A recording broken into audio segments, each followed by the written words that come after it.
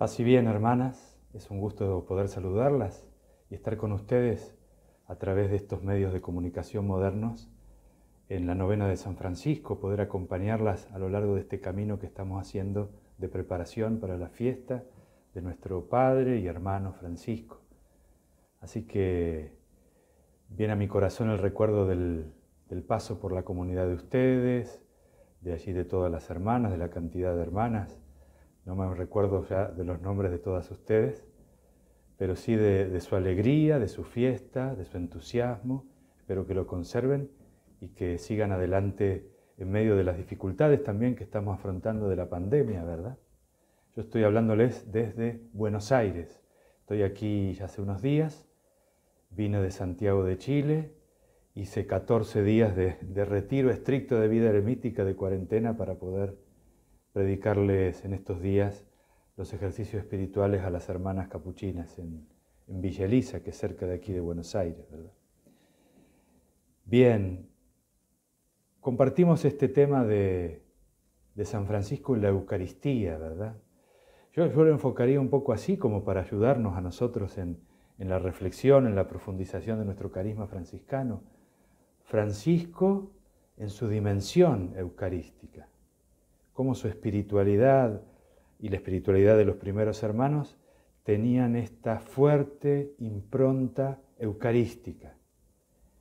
Y entonces poder de alguna manera captar algunos elementos que nos ayuden también a nosotros en nuestra espiritualidad eucarística, nuestra vivencia de la misa cotidiana.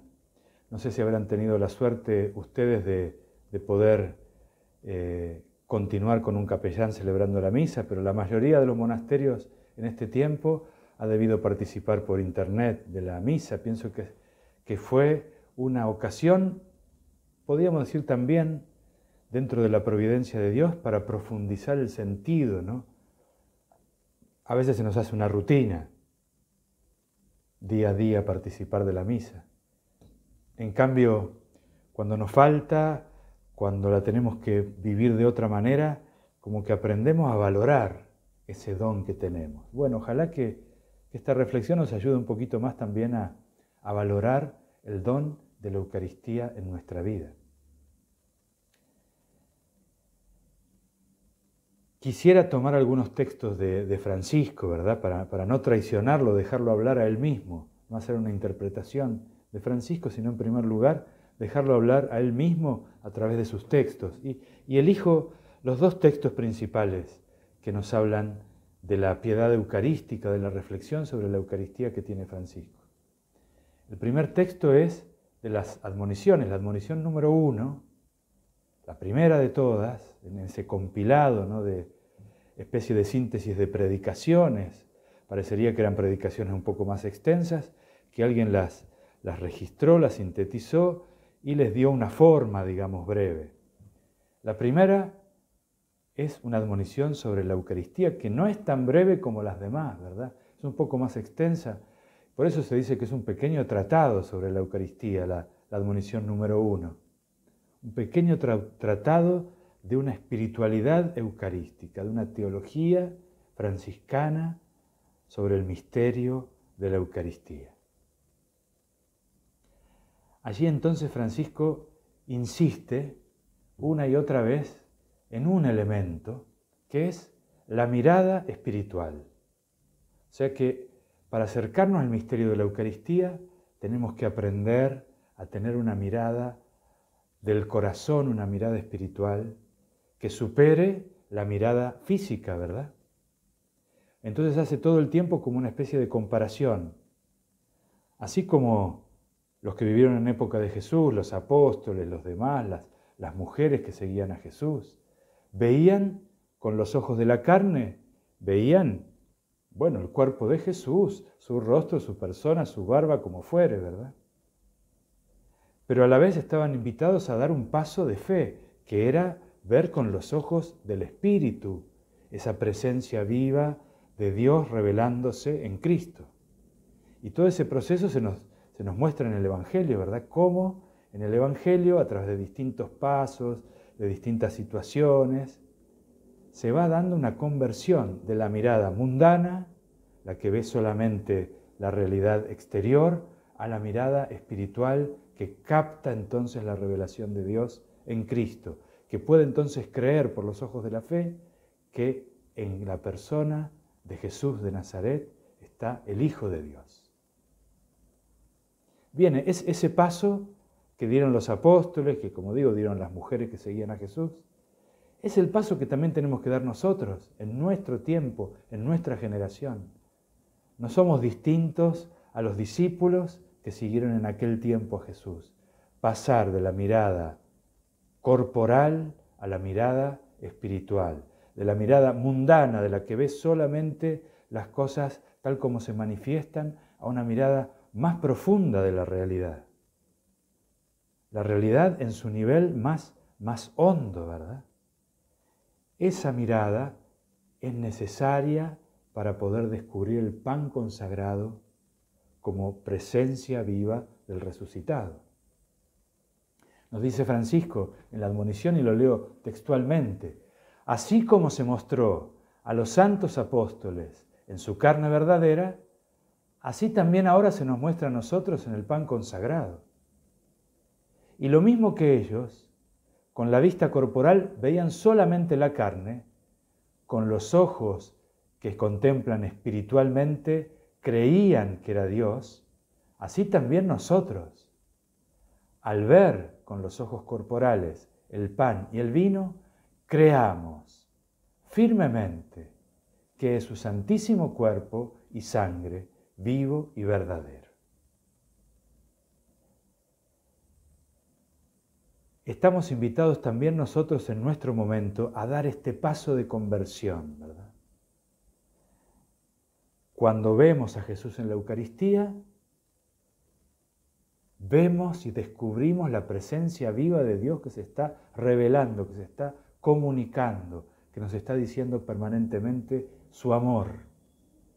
Si todo lo que tenía que decir Dios para poder comunicarse con nosotros está concentrado en Jesús, en la Eucaristía tenemos ese sacramento que perpetúa esa comunicación. Y por eso nuestra mirada espiritual es como la necesidad de ponernos siempre unos lentes nuevos, lentes que nos ayuden a ver realmente esa presencia viva de Jesús.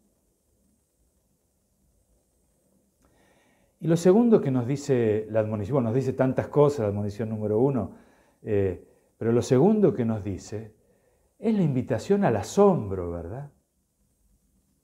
La invitación al ver esa presencia viva de Jesús, a dejarnos sorprender, a dejarnos asombrar por esa presencia. Dice la admonición: vean al Señor que diariamente se humilla, como cuando desde el trono real descendió en el seno de la Virgen. Diariamente viene a nosotros, en humilde apariencia. Diariamente desciende del cielo al seno del altar en manos del sacerdote. Ese asombro frente al amor humilde de Dios que se repite cada día, que cada día renueva esa humildad, ese descenso, esa kénosis, para revelarse y ponerse en nuestras pobres manos y acercarse a nosotros. Eso debería generar en nosotros un asombro, una admiración, ¿verdad? No reconocerlo como algo bueno, cotidiano, que se da como una rutina. Tendríamos que despertarnos a esa rutina para darnos cuenta de cuánto grande es el amor de Dios. Volver a asombrarnos de esa humildad de Dios, de ese amor humilde que viene hasta nosotros, que se abaja hasta nosotros cotidianamente. Bien, pienso que esa es la invitación, ¿no? Al tener la mirada espiritual renovada, poder entonces admirarnos, dejarnos sorprender, reconocer esa grandeza del amor de Dios que viene hacia nosotros. Qué lindo entonces sentir que Francisco en esta novena nos está invitando a que nuestra Eucaristía se despabile de la rutina, se saque esa rutina, esa repetición, para despertar al asombro, para volver a dejarnos sorprender de esa presencia viva de Dios, de la humildad de Dios que nos viene a acariciar en la Eucaristía. Bien, el otro texto que les decía, el primero las admoniciones, el segundo, la carta que Francisco le escribe a los hermanos en toda la orden. Porque gran parte de la carta a toda la orden, entre otros temas de reflexión, se ocupa de la Eucaristía. Era un tema importante, era un tema realmente de atención de Francisco. Se ocupa de animar a los hermanos en la Eucaristía, especialmente a los sacerdotes, a todos los hermanos que los invita a tener una única misa, a no multiplicar varias misas, sino a tratar de concentrarse y de encontrarse todos en la Eucaristía y de reverenciar este misterio, ¿verdad? De hacer conciencia de lo que significa, como decíamos recién, el asombro de esa presencia viva de Dios.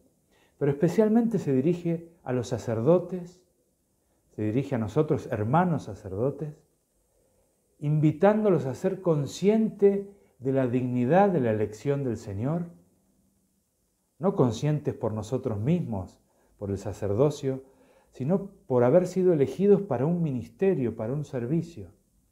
Y entonces corresponder con la entrega total. Corresponder realmente con la limpieza del corazón en una entrega total a Dios, para que cuando se presenta la ofrenda de Jesucristo, esa ofrenda de pan y vino transformada, sea realmente uno también ofrecido junto con Cristo en esa ofrenda. Dice Francisco, solamente cito algunas partecitas, sería lindo poder extenderse y meditar, ¿no? La carta a toda la orden, sobre todo la parte esta que habla de la Eucaristía. Miren, hermanos, la humildad de Dios. Ante Él derramen sus corazones. Miren, decíamos de los ojos espirituales, ¿verdad? Miren, hermanos, la humildad de Dios. Y ante Él derramen su interioridad, su centro más personal, su realidad más profunda. Entréguense delante de Él. Derramen ante Él sus corazones.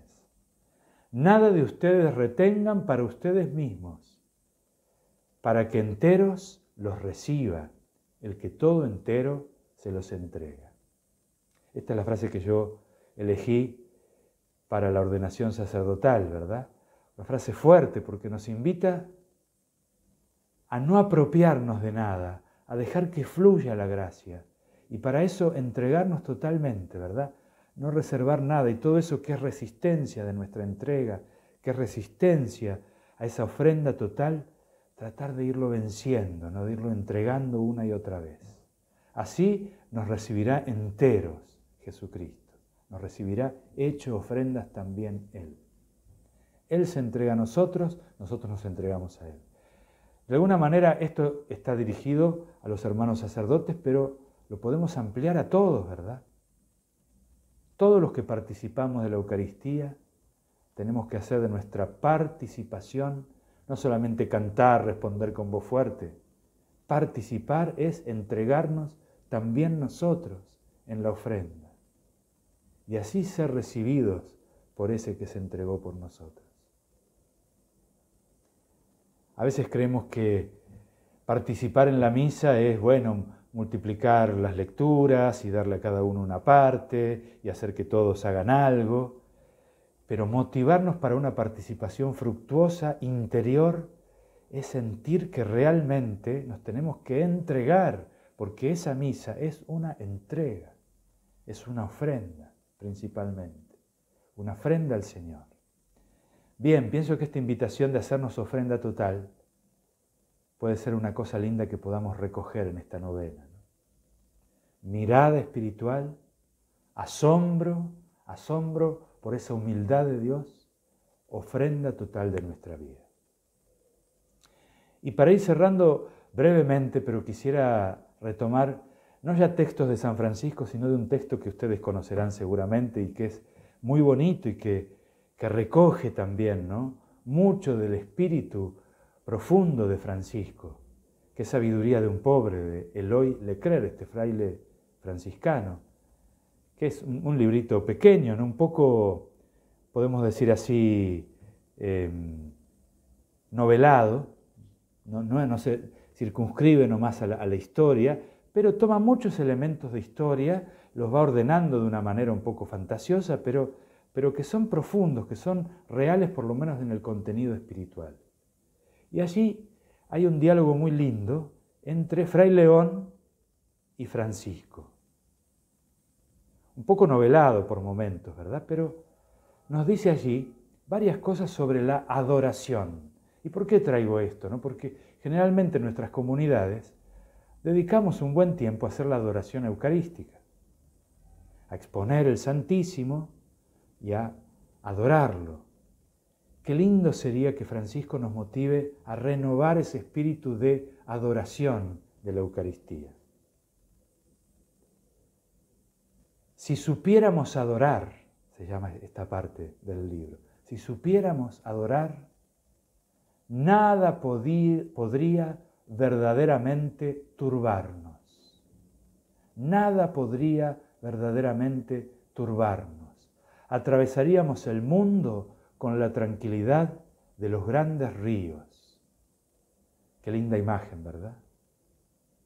Si supiéramos adorar. Allí en este diálogo, para hacerla corta y para no alargarnos mucho, pero Francisco le habla a León, León le dice que superó la tentación, pero que tiene miedo porque volverán otras tentaciones, le asusta la lucha, ¿verdad? La lucha que hay que tener contra la tentación. Y Francisco le dice, no te preocupes porque no llegarás a vencer luchando. No es el camino, la lucha. Llegarás a hacerlo adorando. La adoración es la manera de ir venciendo en nosotros esas resistencias a nuestra entrega. La adoración es el modo que tenemos profundo para atravesar este mundo con esa serenidad, con ese aplomo, con esa tranquilidad. Nada podría verdaderamente turbarnos si supiéramos adorar. Entonces la adoración no es un acto de devoción nada más. No es un acto de piedad eucarística, nos arrodillamos, hacemos unas oraciones, cantamos tan sublime sacramento, leemos las letanías. Tiene que ser algo mucho más profundo para nosotros, más existencial. Si supiéramos realmente adorar al Señor Dios vivo y verdadero, tendríamos ese aplomo contemplativo, esa tranquilidad serena de la contemplación, porque estamos entregados a Dios. Un poquito más adelante dice también el texto, no te preocupes tanto de la pureza de tu alma, vuelve tu mirada hacia Dios, admírale, alégrate de lo que Él es, y cuando te hayas vuelto así hacia Dios, no vuelvas sobre ti mismo. Eso es la adoración. La adoración es mirar más a Dios que pensar en mí mismo, salir de mí mismo para ir hacia Dios. Hacer una especie de éxodo de mis temas, mis preocupaciones, mis pensamientos, mis necesidades, mis intenciones, las cosas que le quiero pedir, las cosas que le quiero agradecer, para superar todo eso, para trascender todo eso y tener un interés propio por Dios mismo.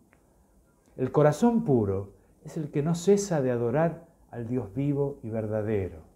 Tiene un interés profundo en la vida misma de Dios y es capaz, en medio de sus miserias, en vibrar con la eterna inocencia, con la eterna alegría de Dios. Qué linda definición de lo que es adoración. Tener un corazón puro, volcado a Dios, no tanto porque no tiene nada que reprocharse, sino porque está dirigido a Dios, porque está volcado hacia Dios y entonces confía con un interés profundo toda su vida en Dios. Cuando acallamos ya todo nuestro interés y tenemos una relación con Dios que no es para pedirle algo, para conseguir algo, ni siquiera para agradecer algo, sino estar con Él por Él mismo, tener un interés vivo en Dios, en su vida misma, eso es adorar. Admirarle, asombrarle, bendecirlo, glorificarlo, por lo que Él es. Yo creo que ese es un camino hermoso que nos abre la espiritualidad franciscana. Por un lado, ese adorar es ese volcarse entonces hacia Dios. Y por otro lado, es dejar que Dios se vuelque en nosotros. Y para eso hay que hacerle espacio. Por eso, para nosotros franciscanos que vivimos de la minoridad, de la pobreza, sobre todo adorar es barrerlo todo para hacerle espacio a Dios. No tanto llenarnos de meditaciones, de reflexiones, de libros, de cosas que hay que leer, de ideas. A veces, más que ayudarnos todos esos libros que son buenos, que leemos, formación, textos, cosas, pero más nos distraen que nos concentran en esta pura relación con Dios. A veces nos sacan más del asombro que nos dejan y nos favorecen al asombro. Nos meten más cosas delante de los ojos en vez de tener esa mirada pura, contemplativa, de reconocer y de admirar esa presencia de Dios. Por eso, adorar es dejarle espacio. Nos dice el mismo libro, ¿no?, de Sabiduría de un Pobre, la santidad no es un cumplimiento, en primer lugar, ni una plenitud. Es un vacío que se descubre, es un vacío que se acepta y que Dios viene a llenar en plenitud. Por eso es preciso no guardar nada para uno mismo, barrerlo todo, inclusive esa percepción que tenemos de nuestra propia miseria, dejar sitio libre, aceptar ser pobre, cambiar el deseo de perfección, de tener todo bajo control, de tener todo en orden, por un simple, puro querer a Dios. El amor a Dios es lo que concentra nuestro corazón, ¿verdad? Es un camino entonces, sencillo, simple, pero es ese camino de entregarlo todo desde nuestra pobreza, desde nuestra fragilidad, desde nuestra miseria, hacerle sitio a Dios.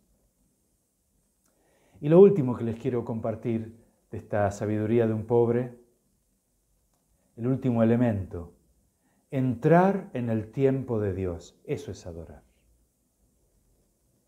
Entrar en el tiempo de Dios. Ya no medimos los minutos, los segundos, el tiempo, hablamos de nuestras cosas, de nuestras preocupaciones. Entrar en la mirada de Dios, en el tiempo de Dios, en el aplomo de Dios. Si en nuestra adoración eucarística andamos ansiosos, andamos preocupados, con muchas ideas del pasado o con muchas ansiedades por el futuro, hay algo que no funciona, ¿verdad? Porque adoración es estar en el presente. Porque el tiempo de Dios es presente, ¿verdad? Es un eterno presente. Dios está. Entrar en el tiempo de Dios. El corazón de Dios no late al mismo ritmo que el nuestro. Tiene su propio movimiento. Es el movimiento de su eterna misericordia. Nos es difícil entrar en este tiempo divino y sin embargo, solamente en Él podemos encontrar la paz.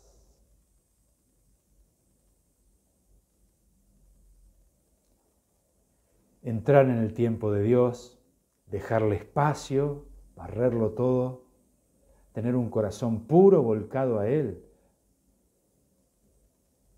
adorar enteramente para entregarnos a Él. Pensaba cómo todo esto tiene tanto que ver con la espiritualidad de Clara, cuando Clara habla del espejo, de la mirada, mira atentamente, observa, considera, contempla, para dejarse transformar. ¿Cuántos elementos de la espiritualidad de Santa Clara son traducciones de estas intuiciones, verdad? Con otras palabras, con otro modo de decirlo. Sería interesante hacer un trabajito de encontrar en los escritos de Santa Clara ecos de estas coordenadas de la espiritualidad eucarística para poder entonces ver cómo hay una coherencia, ¿no? La fe eucarística educa nuestra mirada contemplativa. Y entonces podemos después ver el mundo, ver las cosas, ver a los hermanos, a las hermanas, con unos ojos transformados por esa mirada eucarística. Ver entonces en la comunidad comunión. Ver entonces en el servicio, en los pequeños servicios que tenemos que hacer, en los grandes servicios, ver esa humildad del Hijo de Dios que viene a nosotros, que viene como en la Eucaristía a lavarnos los pies. Bien, puntos suspensivos, porque habría tanto para seguir, tanto para reflexionar. Cómo Clara recoge esta herencia espiritual, la transforma con creatividad, la transforma y la propone a las hermanas para que ellas también, a su vez, en ese proceso de transformación, sean un espejo, un ejemplo, un sacramento para los demás. Bien, hermanas, que esta espiritualidad franciscana eucarística a todos nos motive y nos ayude a renovar en esta fiesta de San Francisco nuestra fe en que Jesús está con nosotros a través de este tan grande sacramento de la Eucaristía.